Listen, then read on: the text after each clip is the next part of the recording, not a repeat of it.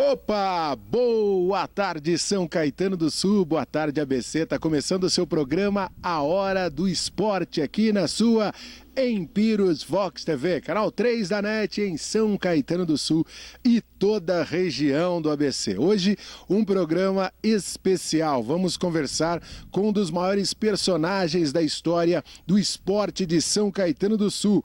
Estou falando do goleiro Silvio Luiz, goleiro do AD São Caetano, do Azulão. Ele e todo o time do Azulão, do início desse século, sem dúvida nenhuma, levaram a cidade de São Caetano do Sul para todo o Brasil. Aliás, para todo o mundo, ficaram conhecidos internacionalmente. Hoje, Silvio Luiz empresta o seu talento, o seu conhecimento e também orienta jovens atletas, atletas que estão procurando clubes, jovens, crianças, o futuro do esporte, assim como tem que ser, sempre passando à frente todo o conhecimento. Vamos falar um pouquinho com Silvio Luiz sobre a sua carreira, como aconteceu, em especial o carinho que tem pelo time de São Caetano do Sul.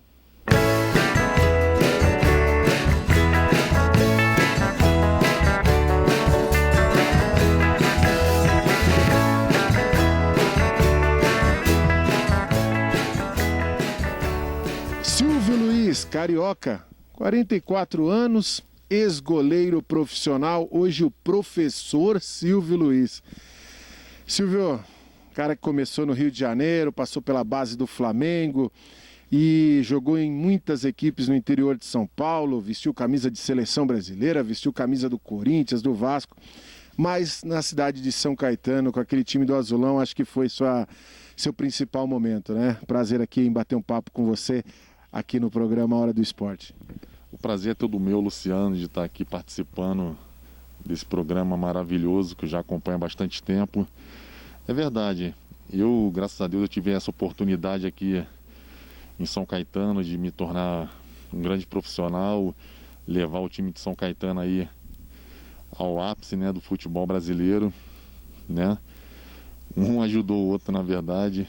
Assim como você citou no início, passei de comandado para ser comandante, né? Agora, em outra época, parei de jogar já tem mais ou menos uns 10 anos, né? Acompanhando aí toda a trajetória do futebol. E hoje estou participando aí da escolinha AL2, né?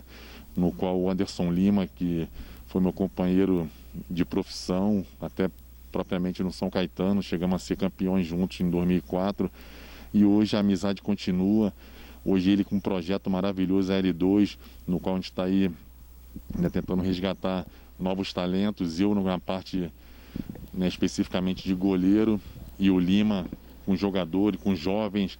E também não só jovens, né, pessoas que querem aí manter seu hábito, né, na parte da saúde, né, que jogam o seu futebol de várzea, que querem aprimorar sua parte técnica. Então está tudo incluso no projeto. Eu, o Anderson e o Daniel estamos participando e está sendo super bacana.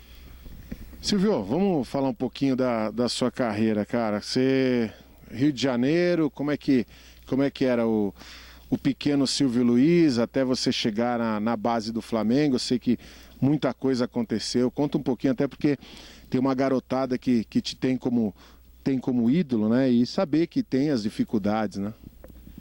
É verdade, então, assim como toda criança, né, sonha em ser um jogador de futebol, todo menino, né, não foi diferente comigo, né. Eu morava no subúrbio do Rio de Janeiro, na Zona Norte, em Irajá, tive a oportunidade de participar de um projeto também, naquela oportunidade no qual acreditei, né. Fizemos um jogo, treino contra o Flamengo, eu tinha por volta de 11 anos de idade.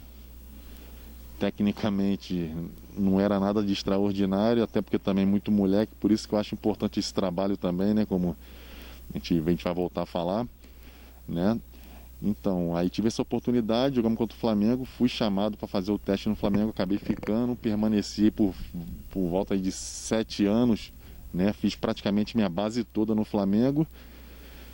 E aí depois tive a oportunidade em outros times no interior de São Paulo, no caso o Mirassol foi o primeiro clube meu, né, o primeiro clube profissional meu, que logo após eu vim para São Caetano, no qual em 98 cheguei aqui na cidade e tivemos aquela toda ascensão, né, meteórica, né, de 98 a 2006 foi quando eu saí de São Caetano, né, então tive uma passagem maravilhosa aqui na cidade e hoje, né, resido aqui na cidade de São Caetano. Maior gratidão, né, que eu tenho pelo povo, pessoal daqui da cidade que me trata com bastante carinho. Onde eu vou aqui é muito bacana mesmo o reconhecimento que eles têm para comigo aqui, né, e sem dúvida é recíproco, né, da minha parte, até na época nós não tínhamos assim aquela condição de dar aquela atenção diariamente, de estar conversando. Hoje, né, hoje já posso parar nos lugares, né, pessoas que participaram daquela época e assistir jogo, comentam, né, de cada episódio, a gente explica, a gente fala. Então é gratificante esse carinho que o povo de São Caetano aqui tem com a minha pessoa. Silvio, você falou desse projeto, né, de Irajá até chegar no Flamengo, mas é bem complicado, né, esse sonho de criança, de tentar, porque é muita gente, né? É muita criança, é muito sonho e por mais que existam muitos clubes de futebol, não tem espaço para todo mundo, né? Qual que você acha que é o principal diferencial? E uma coisa também que eu queria que você falasse, a relação com os pais, né? Às vezes as famílias acabam atrapalhando, botando muita responsabilidade em cima das crianças. Naquela época eram épocas diferentes, no qual hoje em dia os pais apoiam mais, né? Na minha época o jogador não era visto, não era tão bem quisto como hoje, né? Assim, aquela profissão, pô, você é jogador de futebol, os pais já falavam, pô, vai estudar que é melhor, não sei o que, enfim. São épocas diferentes, mas tudo passa pela mesma sequência, né? Assim, eu insisti, tecnicamente eu não era assim 100%, muito longe dos 100%, fui persistente, né? São muitas disputas, cada categoria tem 3, 4, 5 goleiros e aí ficam 2, às vezes só um, entendeu? E, né, o dia a dia seu tem que ser bastante dinâmico, você tem que persistir mesmo, escola, alimentação, descanso, tudo isso faz parte para que você tenha, né, êxito assim no dia a dia de treinamento, entendeu? Então, hoje em dia a cobrança já é bem maior, né, em todos esses quesitos aí, né? Então o atleta ele tem que persistir, ele tem que ser muito sábio, né? Hoje o profissionalismo impera bem mais, tu vê que cada jogadores, né, profissionalizam bem mais cedo do que antigamente. Na minha época, para você ver um goleiro num profissional, tinha que passar aí dos 20, 22 anos. Hoje em dia, com 17 anos, tu já vê goleiro ou jogador de linha mesmo jogando profissional. Então, o futebol está evoluindo cada vez mais. E é isso que a gente tenta passar, né, para os nossos alunos, até mesmo para atletas, amigos, né, pessoas da época nossa que pararam de jogar, hoje tem outras profissões, são empresários, né, tem escolinha ou é treinador. Então, cada um passando um pouco do seu conhecimento, né, até para que a gente possa também fazer com que surjam novos atletas, direcionar melhor, né, esses atletas para o profissional, né, porque tenhamos aí sucesso e êxito também, não só como tivemos como atleta, mas sim, né, no comando aqui do lado de fora.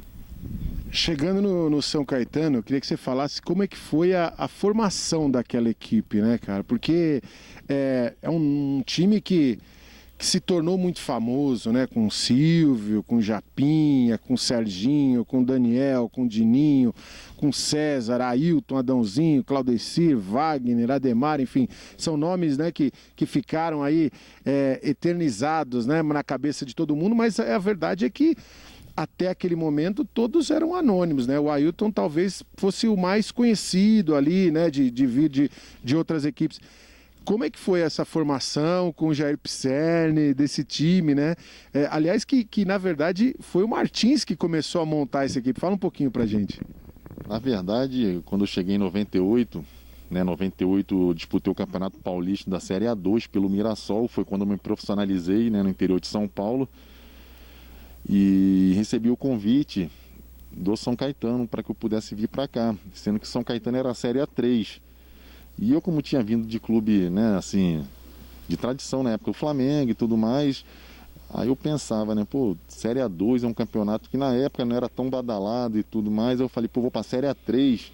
Enfim, eu acreditei, cheguei no São Caetano em 98, o projeto, né, que era elaborado aí por gestores, né, magníficos daquela época, e eu acreditei, abracei a causa. 98 era o treinador, era o Luiz Carlos Ferreira, depois veio a ser o Martins também, e foi uma montagem. O time tinha um investimento grande, então podia investir nos melhores jogadores daquelas, dos campeonatos, né, daquela série, e foi o que aconteceu. Todo mundo acreditava no projeto, fomos passo a passo mesmo, fomos subindo da Série A3, Série A2, Série C, Série B, até que chegamos à Série A e a Série A1 também do Paulista. Disputamos aí 3 Libertadores, né, campeonatos aí, Copa do Brasil, enfim, fizemos com que o São Caetano fosse reconhecido em todo o cenário, né, mundial praticamente, né? Chegamos à final da Libertadores, e qual tinha a expectativa de disputar o Mundial contra o Real Madrid. Enfim, acho que nós tornamos possível aquilo que todos pensavam que era impossível. Então só basta a pessoa acreditar, né? Porque talento todo mundo tem, basta ser lapidado e acreditar, né? Então... Ô Silvio, você tinha também uma sombra pesada, não era fácil não, né?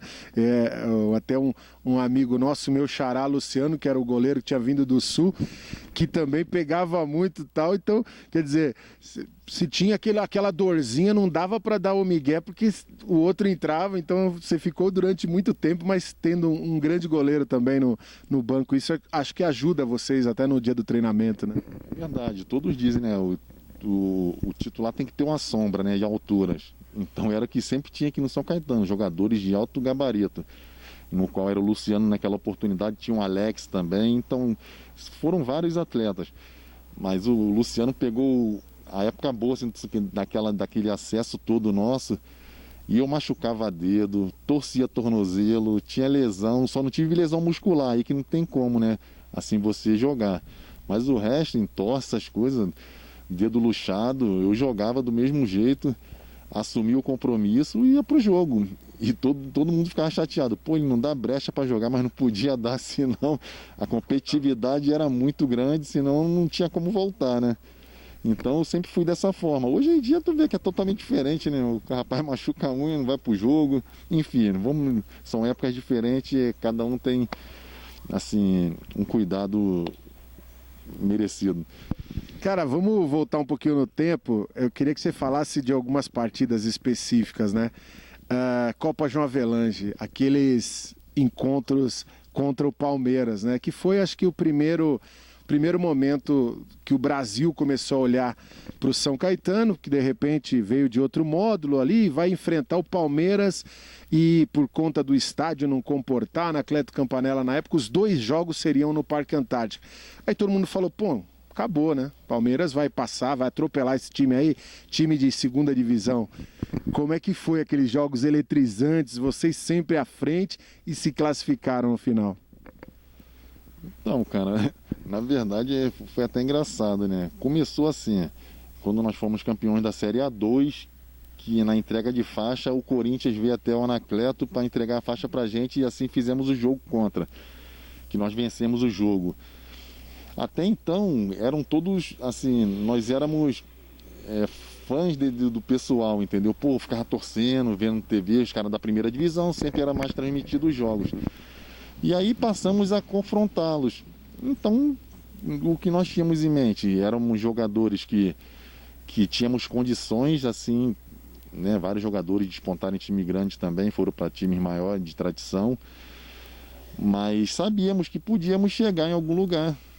e acreditamos na gente mesmo, independente de torcida, né, adversária, que era em massa, a gente jogava sempre contra a torcida, né, em massa. E então acho que o atleta, nós tínhamos que nos concentrar, logicamente, bem mais, correr dobrado, né, porque os jogadores, quando está no time de tradição e tudo mais, sabe que ele, teoricamente, dizem que tem mais qualidade, mas a gente arrastava o short no chão, a gente dava carrinho, pulava, a gente não tinha segredo com a gente. Nós, na verdade, era um grupo bastante unido, mudavam poucas peças, né, quando acabava a temporada. Nessa época também tinha parte da diretoria, naquela oportunidade que tinha um entendimento muito bom, né, na mudança de jogadores. Então acho que o São Caetano sofreu pouco naquela época por causa disso. E nós enfrentávamos times assim, né, o time grande de igual para igual.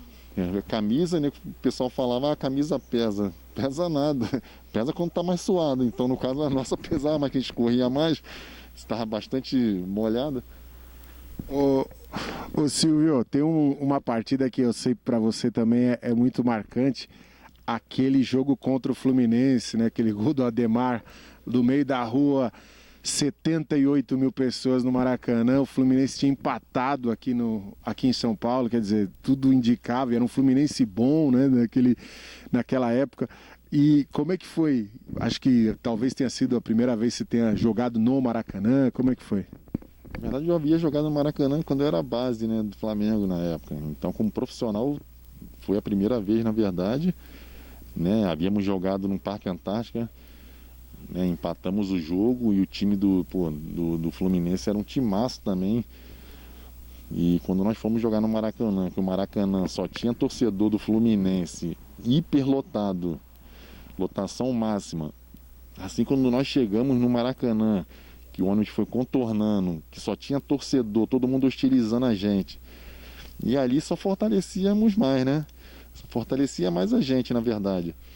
E aí foi aquilo, né? Dentro de campo a gente tinha que fazer por onde. E, equilibramos o jogo. No finalzinho Deus abençoou, na verdade, e o Ademar fez aquele gol que quando ele botou a bola ali eu rezava, orava muito, falei, meu Deus, acerta essa bola, pelo amor de Deus. E foi onde ele acertou, que a vida do São Caetano em si, na vida de todo mundo ele mudou, né? Através desse gol do São Caetano, do Ademar, que fez com que nós passássemos aí e pegássemos o Grêmio, né? E aí a história do São Caetano foi sendo construída pouco a pouco, através de degraus, né? Fomos botando pedrinha em pedrinha, sem ultrapassar, sem pensar lá na frente.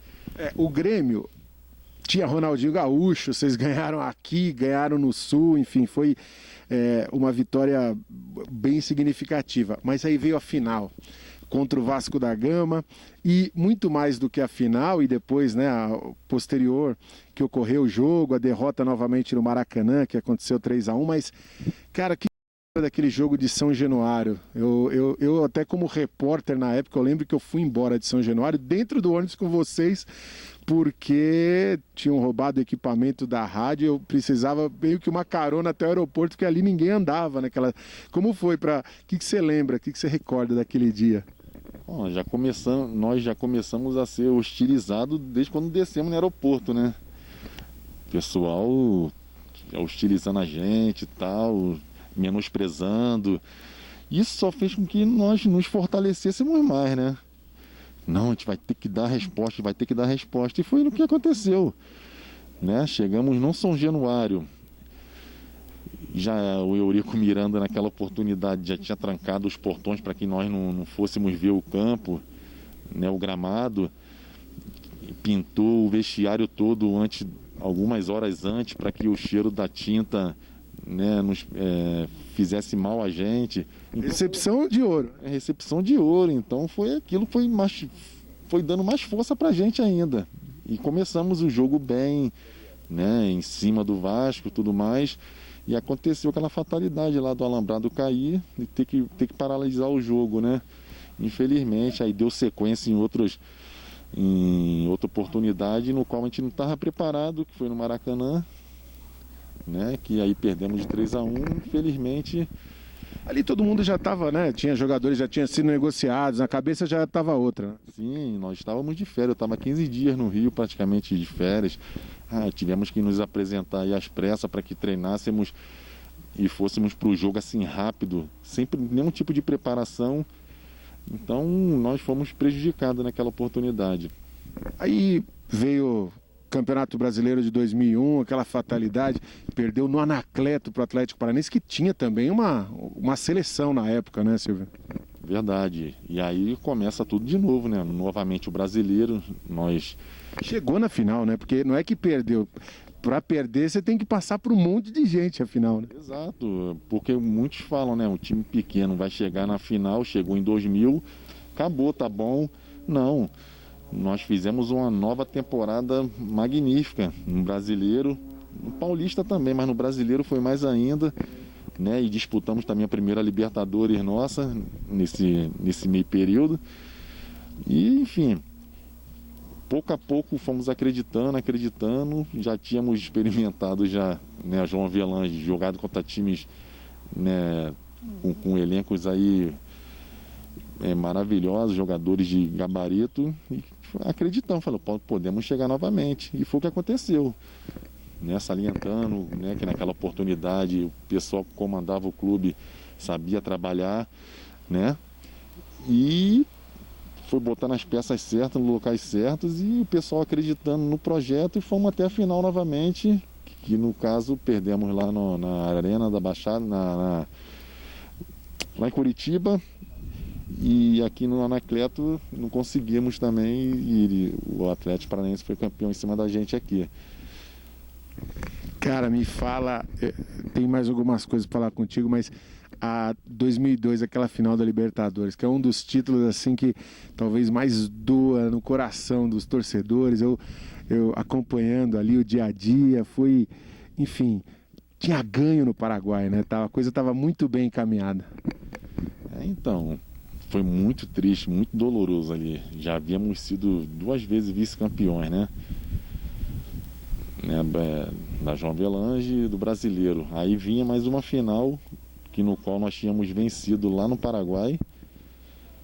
E jogo de volta, torcida, acho que o São Paulo, o Brasil inteiro torcendo pra gente, né? Já tínhamos 1-0 de vantagem. Começamos vencendo. No intervalo virou o jogo 1-0 pra gente. Eu não sei dizer assim o que faltou, talvez se outro jogador daquela época nossa. Eu pergunto sempre quando nós nos encontramos assim, ninguém sabe explicar. Na verdade, foi coisa do jogo, né? Infelizmente sofremos um gol aí logo no início do segundo tempo. E o que nós temíamos tanto era sofrer o segundo para que fosse para os pênaltis, né? E aí mais o time adversário, o Olímpia, veio com mais força, mais motivado, na verdade, para os pênaltis, e a gente já estava um pouco mais abalado, né? Porque nós tínhamos toda a vantagem, e eles reverteram. E, infelizmente, eu não tenho uma explicação exata assim, foi coisa de Deus, não era para ser, né? E aí acabamos sendo vice-campeões novamente, agora de um outro campeonato de extrema importância, né, que era a Libertadores. Mas aí veio o título. Aí finalmente veio para cá, veio o título que foi 2004, aquele Campeonato Paulista, inclusive que você tinha do seu lado aí também o Anderson, tanta gente bacana, técnico Muricy Ramalho. Fala como é que foi aquela conquista, porque você tava, principalmente você que tava no grupo, né, desde o início ali, tava engasgado, né? Verdade, aí já tínhamos conquistado aí, na verdade, terceiro vice-campeonato consecutivo, né? Chegando em todos os anos. E aí veio em 2004 novamente a final do Paulistão, né? Que era também importantíssimo pra gente, mas tinha aquele medinho, aquele receio lá no seu subconsciente, que era o quê? E aí, se nós formos vice novamente, vai ficar taxado de vice 4 vezes? Enfim, nos fechamos, né? Praticamente mudou poucos jogadores, né? E aí conversamos entre a gente, primeiro jogo vencemos, né? E falamos, vamos manter a calma, a humildade, não vamos errar novamente, né? Vamos manter a tranquilidade. Qualquer excitação nossa assim pode fazer com que o adversário cresça. Vamos manter a tranquilidade. Enfim, chegamos aí a ser campeão paulista em 2004, né? Que aí depois disso começou a desmontar muito o time. Já veio 2005, ou melhor, 2004 já veio aquele lance do Serginho, né? A fatalidade que teve com o Serginho. Muitos jogadores, né, quiseram ir embora e tal. Veio 2006, no qual foi a minha saída para o Corinthians, que não foi uma decisão minha, fui praticamente obrigado a ir, enfim, se não vem ao caso. E aí, depois disso, São Caetano, né, veio acontecendo todos esses episódios que até hoje acontecem, infelizmente, né? Ô Silvio, fala só especificamente aquele caso do Serginho. Eu lembro bem porque eu estava atrás do gol ali, era uma bola que ia ser alçada na área e de repente o Serginho desabou, eu estava bem olhando ali, ninguém encostou nele. Cara, você estava muito próximo, eu lembro bem do seu desespero ali. Como é que foi aqueles momentos, cara, que você pode lembrar tantos anos depois? Um momento muito difícil, né? Muito complicado. Tínhamos o Serginho como irmão, né? Tá desde o início aqui com a gente, desde o início do projeto mesmo, né? E aí veio acontecer essa fatalidade aí, ele veio a desmoronar ali perto da área, né? E no jogo ele estava muito bem, dando carrinho, aquele vigor dele, que ele dava sempre 100%, né? E aí ele veio cair assim, o Grafite pulou por cima dele e tudo, até falei, pô, Grafite, deu uma cotovelada no Serginho, que a gente não imaginava que tinha sido aquela proporção toda, né? Falou, não fiz nada. Aí foi no qual até o Anderson Lima estava comigo ali do lado, né? Aí veio aquela coisa ruim toda, né? Que veio essa fatalidade e a morte do nosso amigo Serginho. Silvio, como é que você vê hoje, agora do lado de fora, como torcedor, assim, para você, um time vivendo uma fase tão difícil, agora rebaixado para a Série A2 do Paulista, tantos problemas, denúncias, tantas notícias que não tem a ver com futebol, né? E para um cara que viveu tanto do futebol, como é que você avalia hoje? Olha, cara, é muito triste. Eu já falo isso já há bastante tempo, né? Eu tive aqui em 2014, se eu não me engano, 2014, fazer um estágio aqui com o professor Fernando, que era treinador na época de goleiro, né? Fui retirado do estágio porque dei uma entrevista. Enfim, não estou acusando nada nem ninguém. Eu achei uma falta de respeito com o profissional. Eu que dei praticamente a trajetória toda do São Caetano, eu tive presente em tudo. E de repente, você não pode, vai embora que você não pode ter. Vamos te afastar aqui como no teu estágio como treinador de goleiro. Beleza, enfim, peguei meus paninhos e fui embora. Logo depois vieram todos esses acontecimentos, né? Tive a oportunidade de voltar ano passado novamente, assim como eu e outros ex-atletas também, como Adãozinho, Ademar, Anderson Lima, Dininho, né? E eu vou te falar, glória a Deus, nós temos estrelas. Chegamos e o time já chegou a ser campeão da Copinha, depois pegou campeão da 2, subiu, enfim, pode ser que não. Mérito, logicamente, que são dos jogadores, né? Mérito deles, sem dúvida. Mas aí tu vê todos os acontecimentos, todo mundo falando as coisas aí, né? Tô aqui para acusar ninguém, mas muita coisa errada tem por trás dos panos ali, né? Felizmente, todos sabem aí, praticamente na cidade, né? Mas não tô aqui para julgar ninguém, né? Espero que isso venha acabar, né? Eu acho que só quem sofre com isso. Eu praticamente, eu dei 8 anos, doei, né, da minha vida para a instituição. Lógico, meu talento, eles me deram a oportunidade, eu também cedi o meu talento, né, e graças a Deus construímos uma história muito bonita, né, chegando aí toda a história que nós estávamos contando aqui, que foi esses 3 vice-campeonatos, títulos, fora os acessos, né? Jogadores convocados para a seleção brasileira, eu tive essa oportunidade também. Aí você me diz, depois de tantos anos, o time onde se encontra hoje, né? Com essa decadência toda. Então, eu não tenho o que falar, assim, citar nome, falar nada de ninguém. Muito pelo contrário. Mas é triste, para quem gosta do time, efetivamente, independente de culpados, a situação é muito triste, né? Muito, muito triste. Pô, a pior campanha que eu já ouvi falar. Pô, São Caetano, 3 pontos, 3 empates dentro do campeonato. Lógico que a gente sabe a dificuldade, que é a grandeza que é o Campeonato Paulista. Mas ridícula a campanha que o nosso Azulão fez. A gente sabe que os jogadores não são culpados assim diretamente, porque eles tiveram a oportunidade de estar aqui. Todo mundo quer jogar no São Caetano. Agora, da forma que aconteceu e que vem acontecendo, só pode dar errado. Infelizmente, o planejamento não foi muito bem lançado, entendeu? E as coisas só tendem de dar errado. Infelizmente, estávamos na torcida para que isso não acontecesse. Mas o caminho, quando começa errado, infelizmente não tem outro final, né? Silvio, para fechar contigo, vou deixar o microfone na sua mão aqui. Eu gostaria que você olhasse e mandasse um abraço para o torcedor do Azulão, porque esse torcedor é o torcedor que não está preocupado com a campanha, não está preocupado com o Silvio, onde o Silvio está, ele está preocupado sempre em saber se você está bem, porque é aquele cara que soube gostar de você e ter você como ídolo. Manda um abraço para o torcedor. Fala galera, torcida do Azulão, os verdadeiros torcedores aí do São Caetano, tá? Eu sei que é um momento muito ruim, muito difícil.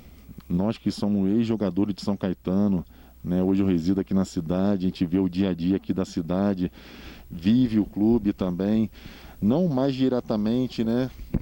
Mas eu quero que pedir para vocês continuem acreditando no clube, tá? A instituição não tem nada a ver com aqueles que comandam, tá? Eu espero que um dia possa mudar essa situação toda aí, tá bom? Espero que o São Caetano venha a vencer esses adversários que estão dentro dele mesmo, tá? Isso vai ser mudado, espero um dia, em nome de Jesus, que tudo mude, tá bom, torcedor? Que continue acreditando nos profissionais jogadores, tá bom? Que eles não têm culpa disso aí não.